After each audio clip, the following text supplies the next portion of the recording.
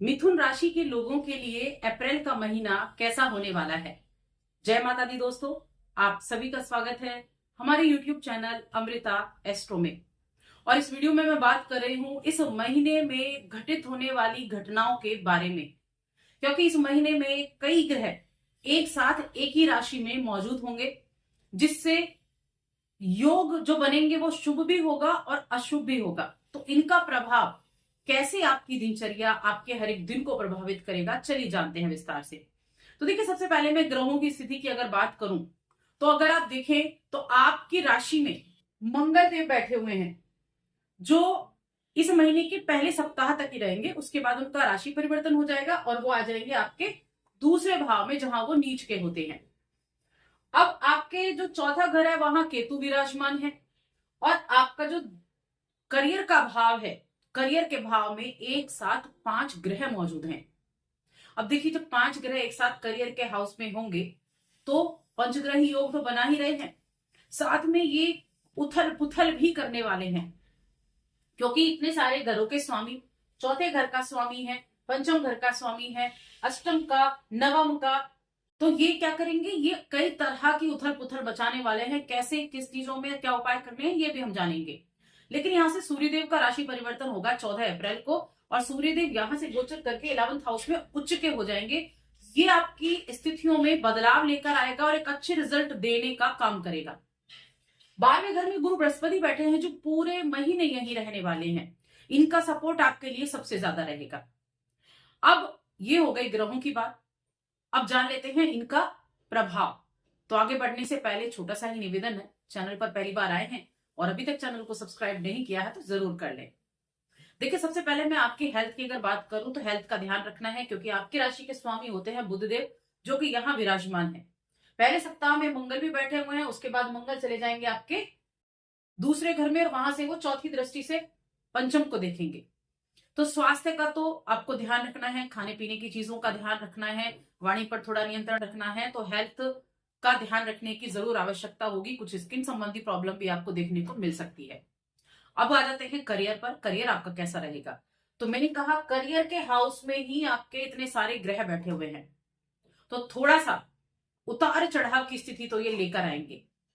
लेकिन गुरु बृहस्पति, जो कि 10वें भाव के स्वामी हैं, 12वें घर में बैठे हैं, और यहां से सीधी दृष्टि कहां है? आपके छठे घर पर, और 1 2 3 4 5 चौथे घर पर, और साथ में आपके अष्टम भाव पर। तो गुरु चीजों को बैलेंस करने का काम करेंगे, ठीक करने का काम करेंगे। देखिए, इस महीने में जो करियर में दबाव रहेगा, प्रेशर रहेगा, एफर्ट ज्यादा करने पड़ेंगे, तो उनसे आपको क्या रहेगा कि काम का प्रेशर ज्यादा लग सकता है। लेकिन आपको ध्यान रखना है, एक तो गुस्से में काम नहीं करना है। मंगल राशि आपकी राशि में बैठे हैं, तब भी थोड़ा क्रोध आएगा। दूसरे घर में आ गए तो आपकी वाणी में थोड़ा सा कटुता आ जाएगी। तो वाणी का इस्तेमाल अच्छे से करना है, क्रोध नहीं करना है, जल्दबाजी में कोई कार्य नहीं करना है। इस चीज का तो खास तौर से ध्यान रखना है। गुरु उन चीजों को ठीक करने का प्रयास भी करेंगे, आपको संभालने का काम करेंगे। और जो नौकरी कर रहे हैं, बिजनेस कर रहे हैं, देखिए नौकरी में भी धीरे धीरे स्थितियां बदलेंगी। नौकरी में भी धीरे धीरे स्थितियां बदलेंगी। गुरु बृहस्पति का काम है आपकी चीजों को ठीक करना। और यहाँ मंगल की दृष्टि, मंगल की दृष्टि 1 2 3 4 यहां रहेगी, 7 और 8 यहां रहेगी। अचानक से चीजों में परिवर्तन हो सकता है, अचानक से जॉब में कुछ चेंज करने पड़ सकते हैं, कहीं ट्रांसफर हो सकता है, तो ये भी चीजें रहेंगी। लेकिन बिजनेस करने वाले लोगों की मैं कहूं, देखिए बिजनेस भाव के स्वामी 12वें घर में बैठे हुए हैं, और यहां पर अगर देखा जाए तो देखिए शनिदेव देख रहे हैं, यहां से सबकी सीधी दृष्टि का है चौथे घर पर, और 8 9 10 शनि की दृष्टि यहां सप्तम पर भी है। तो बिजनेस में थोड़ी चुनौतियां रह सकती हैं। बिजनेस में ध्यान रखना है, जो मैंने बताया, क्रोध नहीं करना है, और साथ में कोई कार्य जल्दबाजी में नहीं करना है। उपाय जरूर करने हैं, जो मैं आपको वीडियो के अंत में बताऊंगी। अब यहाँ कुछ अच्छी चीजें भी होंगी। क्या होंगी? कोर्ट कचहरी से जुड़ा अगर कोई मामला है तो वो आपके पक्ष में आ सकता है, क्योंकि ये छठा भाव, 12वां भाव, गुरु छठे भाव को देख रहे हैं, छठे भाव के स्वामी आपके दूसरे घर में बैठे हैं। तो ये स्थितियां बड़ी अच्छी रहेंगी, कोर्ट कचहरी के मामले आपको सफलता मिलने के संभावनाएं बन रही है, थोड़ी चुनौतियां आएंगी, लेकिन अंततः आपको सफलता अच्छी मिल जाएगी। अब बात कर लेते हैं हम यहाँ धन की स्थिति। तो देखिए, धन आने के चांसेस हैं। गुरु आपको धन देने का कार्य भी करेंगे, विदेश से आपको लाभ होगा, विदेश जाने का आपको मौका मिल सकता है। और अगर आप विदेश जाना चाहते थे तो कमर कस ले, क्योंकि ये मौका है।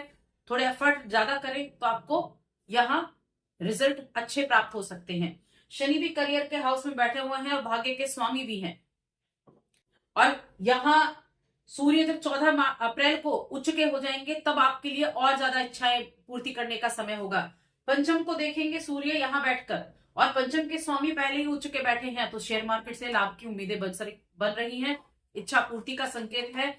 शिक्षा के मामले में भी मैं कहूंगी बहुत अच्छा योग है, क्योंकि शिक्षा भाव के स्वामी यहाँ बैठे हुए हैं, तो शिक्षा में सफलता मिलने का योग है। सूर्य भी जब वहां देखेंगे पंचम भाव को, तो हायर एजुकेशन से भी अच्छे रिजल्ट मिलने का योग बना हुआ है। कंपटीशन की तैयारी कर रहे हैं तो अपने बस जम जाइए, एकदम फोकस अपना बढ़ा दीजिए, क्योंकि यहाँ चांसेस आपको मिल सकते हैं कंपटीशन में अच्छे रिजल्ट पाने के, गवर्नमेंट के द्वारा अच्छे रिजल्ट पाने के। अब बात कर लेते हैं प्रेम जीवन, वैवाहिक जीवन और पारिवारिक जीवन की। तो देखिए, प्रेम जीवन मंगल की दृष्टि 1, 2, 3, 4 प्रेम भाव पर थोड़ा गुस्से की अनुभूति हो सकती है, वाद विवाद हो सकता है।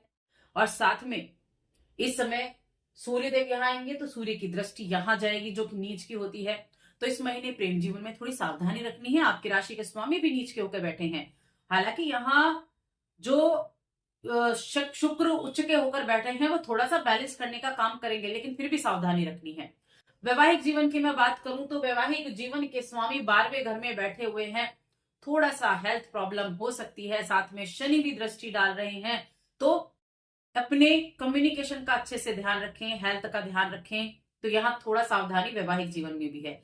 लेकिन कहते हैं ना, शुक्र भी अच्छा करने का प्रयास करेंगे और गुरु भी अच्छा करने का प्रयास करने वाले हैं। उपाय मैं आपको बताऊंगी जो करने हैं। ओवरऑल देखा जाए तो मिले जुले रिजल्ट आपको प्रेम जीवन और वैवाहिक जीवन में मिलेंगे, और पारिवारिक जीवन में भी। अब यहाँ जो आपके लिए अगर शिक्षा की बात में करूं, देख शिक्षा की बात करने की, शिक्षा के क्षेत्र में चीजें जो है वो अच्छी रहने वाली हैं। अब बात कर लेते हैं उपाय के बारे में, क्या उपाय आपको करना है। देखिए, इस महीने खर्चे भी होंगे, लेकिन खर्चे आपके लिए अच्छे के होंगे। धर्म की चीजों में खर्चा हो सकता है, पूजा पाठ में खर्चा हो सकता है, कुछ मांगलिक कार्यक्रमों में खर्चा हो सकता है, क्योंकि 12वें घर में गुरु बैठे हैं। गुरु खर्चा तो कराते हैं, लेकिन अच्छी चीजों में खर्चा कराते हैं। तो अच्छी चीजों में खर्चा होगा। जॉब को भी सिक्योर करने का काम गुरु ही कर रहे हैं। 6ठे भाव पर यहाँ दृष्टि आ रही है ना, और साथ में अष्टम पर आ रही है, तो अचानक से धन भी देने का प्रयास करेंगे। अब उपाय क्या करने हैं, तो उपाय के तौर पर मंगलवार को आप उपाय करें। एक तो मंगलवार के दिन हनुमान मंदिर जाएं और वहां गुड़ चने का प्रसाद बांटें। दूसरा, हनुमान मंदिर में मंगलवार को ही केले का प्रसाद भी बांटें।